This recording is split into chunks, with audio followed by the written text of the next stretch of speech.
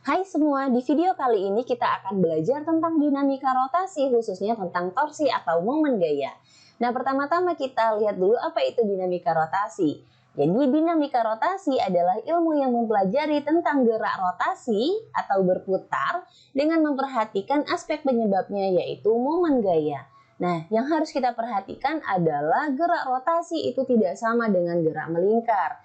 Jadi kalau contoh penerapan gerak rotasi adalah kipas angin. Jadi pengertian gerak rotasi itu sendiri adalah gerak yang berputar pada porosnya. Nah, jadi kalau kita lihat di sini baling-baling pada kipas angin ini berputar pada porosnya ini. Jadi kalau gerak melingkar itu contohnya adalah balap motor yang mengelilingi lintasan di yang pasar malam ya kan, contohnya yang ada di pasar malam itu dia keliling-keliling di lintasan ini. Nah, itu adalah gerak melingkar. Karena gerak melingkar adalah gerak yang mengelilingi suatu lintasan. Jadi dia tidak pada porosnya, tapi dia ada lintasan yang dilalui. Nah, itu bedanya gerak rotasi dan gerak melingkar. Nah, di sini kita akan belajar tentang torsi atau momen gaya. Jadi torsi atau momen gaya ini adalah gaya yang membuat benda itu berotasi. Nah, kalau dia berotasi artinya kan ini tadi berputar pada porosnya.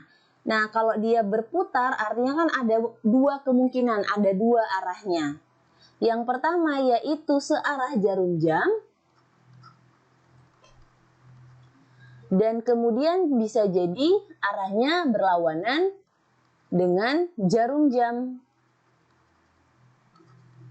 Nah, di sini bisa kita sepakati.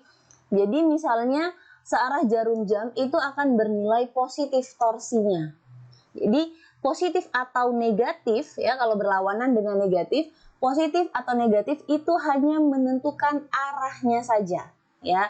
Jadi dia bukan mempengaruhi perhitungan di sini. Jadi kalau dia positif artinya kalau misalnya positif torsinya berarti arahnya searah jarum jam berputarnya, karena kan tadi kan torsi ini adalah gaya yang membuat benda berotasi berputar, tapi berputarnya bukan mengelilingi suatu lintasan yang sepeda motor di pasar malam itu, tapi dia berputar pada porosnya. Nah, kalau dia negatif artinya arahnya itu berlawanan dengan arah jarum jam kalau torsinya bernilai negatif. Jadi hanya menentukan arah. Kalaupun misalkan kita menggunakan searah jarum jam itu dengan negatif dan berlawanan jarum jam itu positif, itu boleh. Tapi kedepannya kita harus konsisten menggunakan itu. Nah, jadi sekarang biar mudah kita gunakan saja searah jarum jam positif berlawanan arah jarum jam negatif. Nah, kemudian di sini rumus dari torsi itu sendiri atau momen gaya itu adalah F dikali D. Nah, kalau kita turunkan lagi bisa dengan F dikali R sin theta torsi itu. Dimana di sini ini dibaca to. To ini adalah momen gaya dengan satuan N per M. Kemudian F itu adalah gaya dengan satuan N. R itu adalah lengan gaya M, dan D itu juga lengan gaya yang tegak lurus dengan F, dan theta itu adalah sudutnya. Jadi torsi itu disingkat dengan T, bukan T tapi to. Ini dibaca to. Torsi itu to. Oke, kita bahas contoh soalnya mengenai torsi atau momen gaya. Jadi soal ini kita akan menentukan momen gaya di mana F1 sama dengan F2 sama dengan F3, F4, F5 ini semuanya 20 Newton semuanya. Nah, kemudian jaraknya AB sama dengan BC itu 1,5. Ini juga 1,5. Ini juga 1,5. Ini juga 1,5. Nah, kita diminta untuk menentukan momen gaya di titik C. Artinya kan ini torsinya itu adalah T1 penjumlahan dari semuanya. Dari TO1, kemudian ditambah TO2, ditambah TO3, tambah TO4, tambah TO5 gitu. Nah, dengan syarat torsinya tadi adalah rumusnya F kali D ataupun F dikali R sin theta gitu. Nah, di sini kan tadi torsi itu ada arahnya. Jadi kalau positif dia searah jarum jam yang sudah kita sepakati, kemudian kalau negatif itu berlawanan arah jarum jam. Nah, ini kan di titik A ini. Kita akan memutarkan ke arah C gitu ya, karena dia kan ditanya di titik C momen gayanya. Nah, kita kan sebenarnya ada dua pilihan gitu ya, ada dua pilihan. Yang pertama itu kita arahkan ke sini, karena kan ke titik C kan, ke titik C arahkan ke sini. Berarti kan ini berlawanan arah jarum jam, 90 derajat. Ataupun kita arahkan dari sini ke sini, gitu. Kalau ini searah jarum jam, tapi dia di sini sangat jauh putarannya 270 derajat. Nah, kita pilih yang dekat. Tapi kan ini berlawanan dengan arah jarum jam gitu ke titik C ini. Nah, berarti TO1 kita bernilai negatif gitu, karena yang kita gunakan adalah berlawanan arah jarum jam. Nah, di sini artinya negatif F kita adalah 20, kemudian dikali dengan jarak kita dari A ke C. Ingat ya, jarak kita A ke C. Berarti sekarang dikali dengan 3, kemudian sin 90 adalah 1.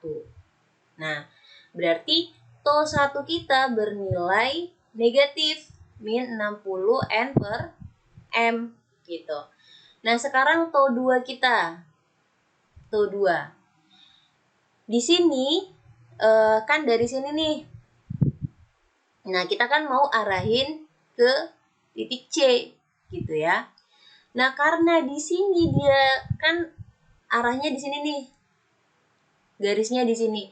Kita bisa gunakan cos. Kenapa kita gunakan cos? Jadi ingat, kalau kita punya segitiga siku-siku pada trigonometri kan ini misalnya alfa. Nah, sin alfa itu sama dengan misalkan kita kasih ini A, ini B, ini C. Sin alfa itu depan per miring. Nah, jadi kan sebenarnya itu terhadap si sisi yang datar ini. Jadi ini kan B sama dengan A per C gitu. Sedangkan kalau misalnya cos alfa itu kan sama dengan samping per miring B per C. Jadi kan sebenarnya ini A itu. Nah, karena kita kan harus syaratnya membuat dia tegak lurus. Nah, berarti kan ini nih yang tegak lurus terhadap bidang ini gitu.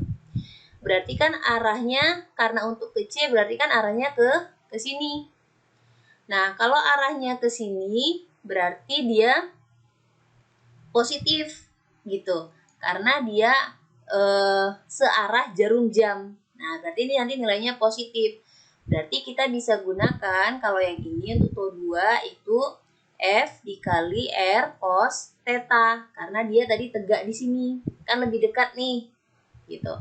Berarti ini jadinya F itu tadi 20 dikali 1,5 ya. Nah, sekarang jaraknya 1,5 karena dari B ke C.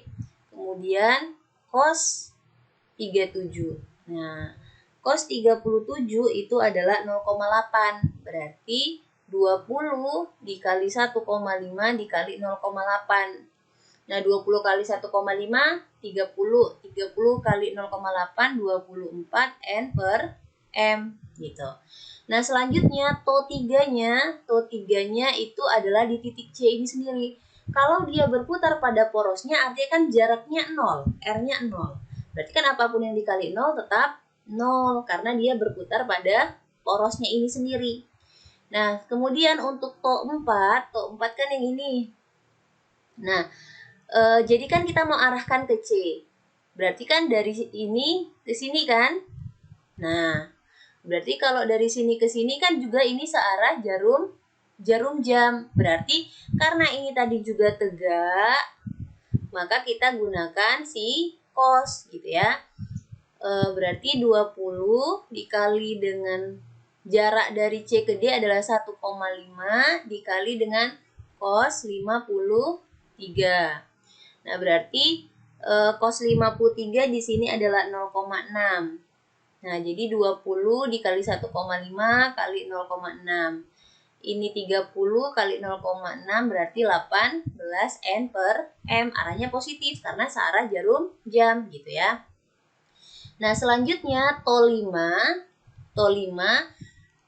sama nih antara TO 1 dengan TO 5 gitu.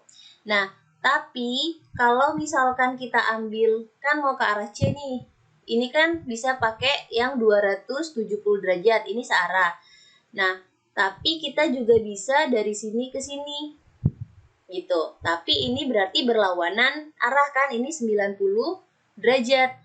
Nah, berarti kita bisa tahu arahnya negatif gitu. Karena yang lebih dekat adalah 90 derajat dibanding yang 270 derajat yang searah jarum jam. Berarti kita ambil yang berlawanan arah. Negatif berarti 20 kali 3 kali 1. Karena sin 90 kan 1. Nah, jadinya ini min 60 N per M gitu. Nah, sekarang untuk TO tadi berarti kita bisa tinggal jumlahkan saja ya. Berarti min 60 total, berarti TO-nya adalah min 60 tambah 24 tambah 0 tambah 18 tambah min 60 lagi.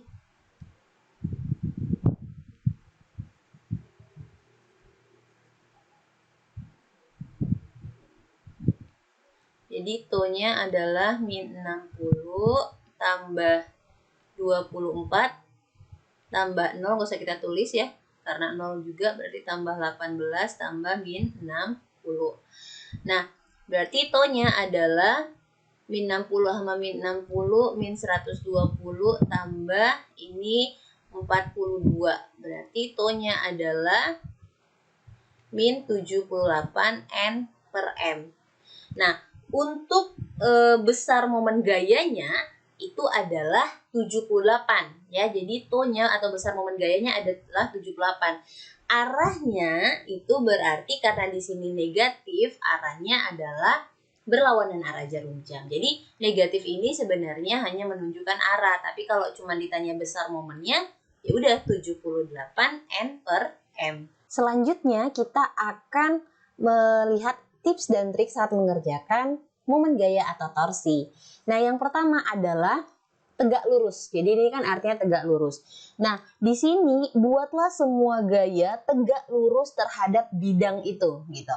Sehingga gaya-gaya yang masih belum tegak lurus, jadi yang atau masih membentuk sudut tertentu terhadap bidang itu harus diuraikan agar gayanya tegak lurus terhadap bidang.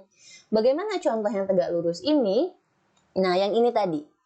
Jadi ini kan kayak yang di bidang ini kan harus tegak lurus nih. Makanya kita bisa dapetin yang tadi negatif 270 derajat. Kita arahnya tadi 270 derajat searah jarum jam ataupun 90 derajat tapi berlawanan arah jarum jam gitu kan. Ini kan masih terhadap bidang ini yang si bidang datar, makanya bisa pakai sin gitu ya. Jadi intinya kalau yang terhadap bidang ini berarti itu kan pakai yang sin 90. Jadi intinya ini sebenarnya pakai 90 jadi 1 gitu. Tapi kalau misalnya yang seperti ini, nah ini kan dia tidak tegak lurus nih kalau kita mau arahkan ke C. Jadi kita buatlah suatu sudut yang tegak lurus dengan bidang ini, itulah di garis ini tuh. Nah ini nih kan tegak lurus, garis ini tegak lurus dengan bidang ini. Makanya kita pakai dia sampai di sini aja, pakainya cos gitu ya. Jadi itulah syarat mengerjakan si torsi atau momen gaya ini tadi, buatlah semua gaya tegak lurus terhadap bidang. Nah, jadi walaupun ini dia tidak tegak lurus, makanya kita buat di sini ada garis ini yang tegak lurus terhadap bidang ini gitu ya. Jadi pertama-tama buat semua gaya tegak lurus, sama juga yang kayak gini tadi. Nah, ini kan kita mau ke sini gitu ya. Berarti kan untuk ke sini kita harus tegak lurus di sini. Nah, biar ini kan saling tegak lurus nih. Gitu. Nah, terus kemudian yang kedua adalah tentukan arahnya. Nah, ini adalah menentukan arah. Kita mau berlawanan arah jarum jam atau kita mau searah jarum jam. Ingat kalau searah jarum jam itu positif, kalau berlawanan arah jarum jam negatif. Setelah kita menentukan arahnya seperti yang ini tadi, nah ini kan bisa dari sini ke sini karena mau ke C kan. Berarti kan ini searah jarum jam. Tapi ini besar sudutnya. Kita kalau bisa yang sudutnya kecil saja. Nah, bisa juga dari sini ke sini, tapi dia berlawanan ya. Arahnya berlawanan berarti kan negatif nanti. Arahnya itu arahnya negatif, arahnya berlawanan dengan jarum jam berarti kan nilai torsinya negatif gitu. Nah, kemudian ya sudah lakukan perhitungan. Ya sudah setelah kita udah tahu ini udah tegak lurus, kemudian arahnya negatif, ya sudah kita tinggal hitung. Nah, jadi itulah tips-tips mengerjakan soal torsi. Jadi yang pertama adalah buat semua gaya itu tegak lurus, kemudian yang kedua tentukan arahnya berlawanan atau searah, dan yang ketiga lakukanlah perhitungan. Sekian video pembahasan kita hari ini, semoga bermanfaat. Sampai jumpa di video selanjutnya ya.